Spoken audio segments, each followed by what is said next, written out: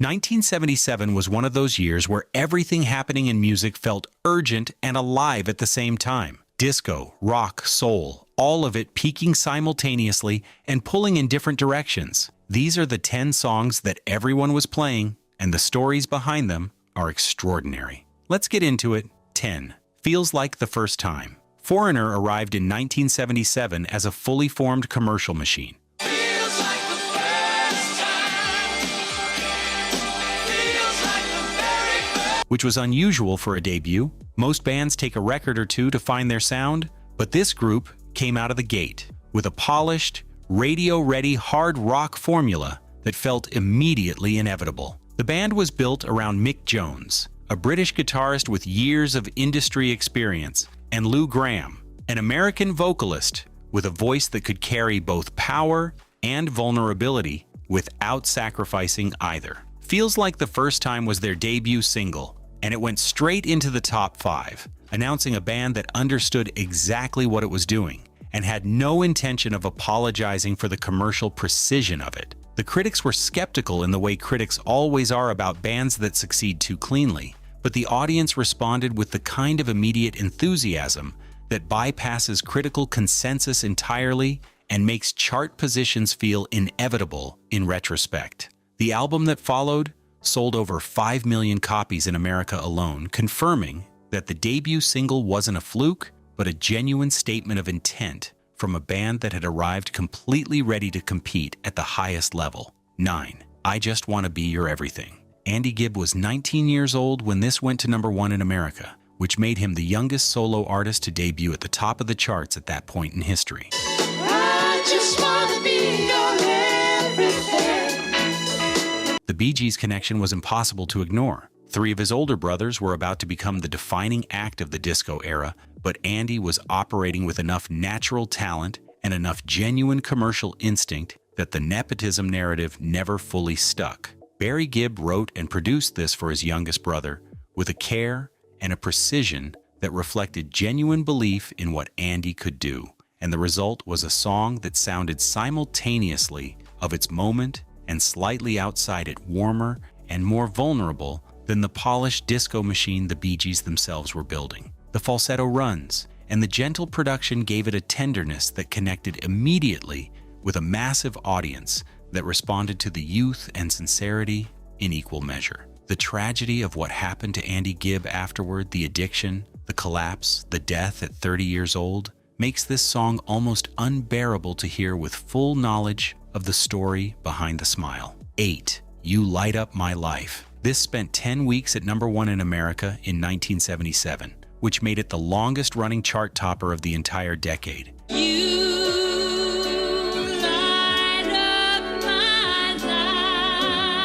And the story behind that achievement is considerably more complicated than the song's soft, inspirational surface suggests. Debbie Boone was 22 years old and the daughter of Pat Boone, which meant she came preloaded with a wholesome image that the industry knew exactly how to market. The song itself was written by Joe Brooks for a film of the same name and won the Academy Award for Best Original Song, giving it a promotional platform that most singles never get close to. The 10-week run generated a level of commercial resentment among critics and competing artists that was almost disproportionate to the song itself. It became a cultural lightning rod for debates about authenticity and commercial manipulation that were really about much larger anxieties in the music industry. A song this soft sitting at number 1 for 10 weeks tells you everything about what mainstream America wanted to hear in 1977. If you're enjoying this one, hit subscribe before you forget we cover stories like this every week, and you won't want to miss what's coming next. 7.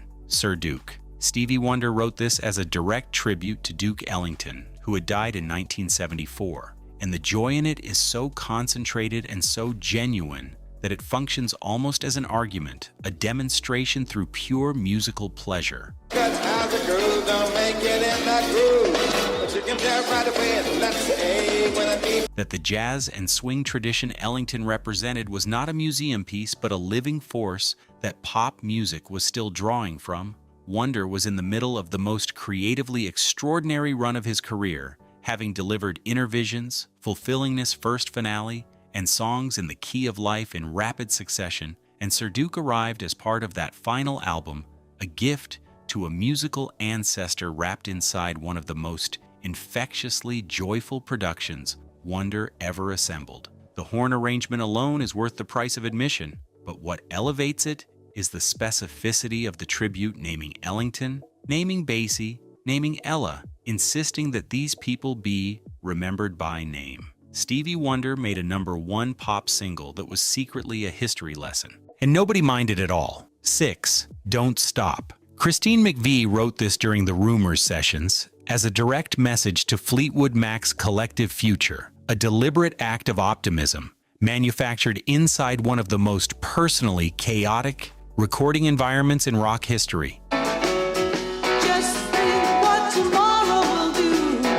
Don't stop. The band was falling apart in every direction simultaneously, and McVie chose to respond by writing a song about not looking backward, which required a level of emotional discipline that the finished product completely conceals. The call and response vocal between McVie and Buckingham gave it an energy that translated immediately to radio, and it became one of 3 massive singles the band pulled from an album that was already tracking toward becoming one of the best-selling records ever made. The 1992 Clinton campaign resurgence introduced it to an entirely new generation and drove back catalog sales that pushed Rumors to commercial heights it hadn't even reached during its original release year. A song about not dwelling on the past turned out to have more future in it than almost anything else released that year. 5. Go Your Own Way. Lindsey Buckingham wrote this about Stevie Nicks while they were still sharing a stage every night, which is one of the more extraordinary acts of emotional audacity in pop music history. Go your own way. Go your own way. The relationship was actively disintegrating, and Buckingham channeled every bit of that pain and anger directly into a guitar riff that became one of the most recognizable openings in rock music. Nicks has spoken about how much she resented having to sing backing vocals on a song she felt misrepresented her, and that tension is somehow audible in the finished recording even though the production sounds polished and confident on the surface. It became the lead single from Rumors and set the commercial trajectory for an album that would go on to sell over 40 million copies worldwide, making it one of the best-selling records in history. The drumming pattern Buckingham insisted on over Mick Fleetwood's initial resistance became one of the track's most distinctive elements, a reminder that the best creative decisions are sometimes the ones that generate the most friction before they get made. The most painful song on Rumors also turned out to be its most irresistible opening statement, and those 2 facts are not unrelated. 4. Dreams. Stevie Nicks wrote this in approximately 10 minutes in a studio side room while the rest of the band worked elsewhere, and what emerged became the only Fleetwood Mac single to ever reach #1 in America. It's like a heartbeat drives me in the stillness of. The restraint in the lyric is what makes it devastating, where Buckingham's Go Your Own Way is raw and accusatory, Dreams is composed and certain, and that composure cuts deeper than any direct attack could have managed. The production gives Nicks's vocal enormous space, which was a deliberate choice that reflected how completely the song trusted its own emotional weight without needing anything extra around it. Then in 2020, a skateboarding TikTok sent it back to #1 on the streaming charts 43 years after its original release, which is a commercial second life with almost no precedent in music history and a testament to how completely the song transcends its original cultural moment. Dreams is the rare song that gets more powerful the further you get from the moment it was made. 3. I Feel Love. Giorgio Moroder built the entire backing track for this using a Moog synthesizer, replacing every conventional instrument with electronic sound and creating something that had genuinely never existed in mainstream pop music before.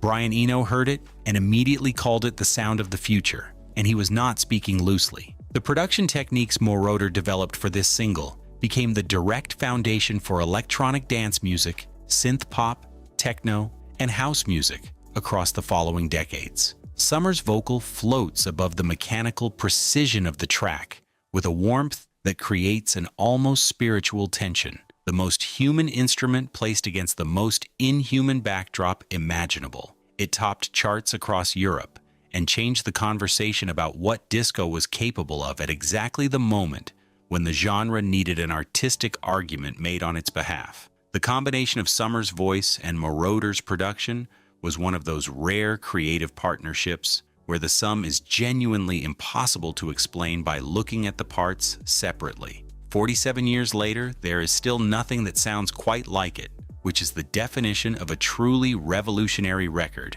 2. Dancing Queen. ABBA recorded this in the summer of 1975 and released it in August 1976, but its American radio life ran deep into 1977, and its global commercial peak belongs firmly to that year. Dancing Queen, feel the beat from the tambourine. The song came together during sessions where Benny Andersson and Björn Ulvaeus were deliberately chasing the sound of Philadelphia soul. They had been listening heavily to George McRae's Rock Your Baby and wanted to capture that same dance floor euphoria inside a pop framework that could travel across every market simultaneously. What they built instead was something that transcended the influences entirely, a production so perfectly balanced between energy and emotion that it functioned as both a disco record and something considerably more timeless. Agnetha and Frida's vocal blend gave it a warmth that pure disco rarely achieved, which is why it connected with audiences who had no interest in nightclubs and audiences who never left them.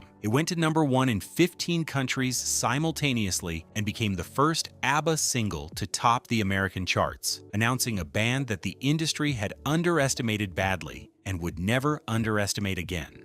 1. Bohemian Rhapsody. This had already been a phenomenon in the UK before its American radio life extended significantly into 1977, and the story of how it got made remains one of the most extraordinary production narratives in rock history. Eyes look up to the skies and see. Freddie Mercury arrived at the sessions with the song essentially complete in his head, no demo, no scratch recording, just Mercury knowing exactly what he wanted and directing the band and the engineers toward a vision that nobody else could fully see until it was finished. The operatic middle section alone required over 180 vocal overdubs, which pushed the tape technology of the era to its absolute limit and required the band to work with tape that was becoming physically transparent from the number of times it had been used. Radio programmers told EMI it was too long to play